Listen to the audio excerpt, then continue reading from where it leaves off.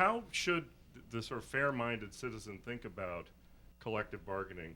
They're talked about as collective bargaining rights, so it sounds like you're taking a right away, which most fair-minded people would say, well, there's something wrong with that. You can't take somebody's rights away from them. How should the average citizen be thinking about collective bargaining?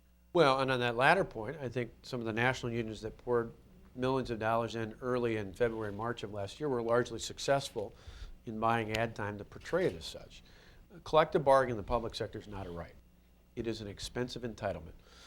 And the reality is not only did FDR, Mayor LaGuardia, and others have pointed it out. I mean, last February, I remember the president, when I was still in Madison, because I didn't figure I could safely travel to Washington when I was asking 14 state senators to come back home and do their job.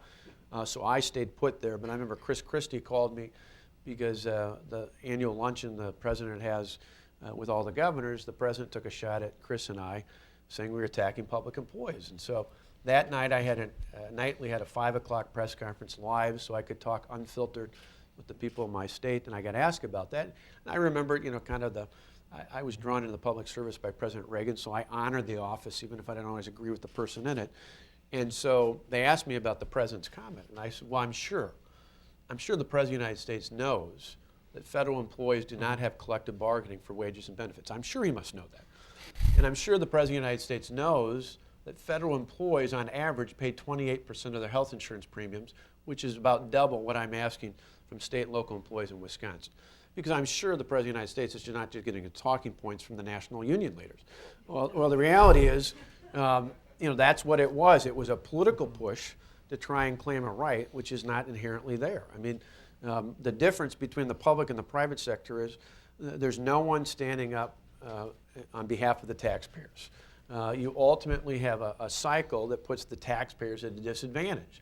And so what we did is say the taxpayers should be paramount. I respect the hardworking people in my state. I respect them at the local jurisdictions as well. If they elect people on their school boards and their county boards and their city councils and their state offices, those individuals should be able to make those decisions. It's quite unlike the private sector, where in a legitimate case where if there's a union labor arrangement, there's ability, the union can strike, the employer can move. I mean, there's all sorts of different options out there that you don't have in the private sector. And for people who went after me from a union standpoint, I said the private sector unions largely in Wisconsin are my partners in economic development. They have been great allies for us. I mean, you look at the raid my predecessor put on the transportation fund, we restored that, and people like the operating engineers and others who build things in my state love what we're doing because their people are back to work again. We stopped the raid. We stopped shifting funds. We used funds for what they were meant to be for. And so people who work in the private sector largely benefit. The other interesting thing, you didn't ask this, but it's kind of as an aside off of that, this mantra, not only about a right, but about the middle class. Let's be clear here. Who pays for the expanse of government? Who historically in this country and state by state pays for the excessive expanse of government? It is fundamentally the middle class taxpayers in our states and in our country. What we did is fundamentally about standing up and respecting those middle class taxpayers and say once and for all, we're going to let you be the ones that we think about first, and not about some union leader in Washington and not about some union leader in Madison, but instead we're going to make decisions that ultimately protect them. That's why most taxpayers who got their property tax bills in Wisconsin were pleased, particularly in these tough economic times, to see their tax bills either go down or be under control this year. It's why we made decisions that ultimately were about protecting them, and that's what about reining government is. Now, the other thing we're doing is because of the reforms that go beyond just fiscal policy, because we can now make hiring and firing decisions on merit, we can pay on performance, we can change up work rules to really empower and engage our employees.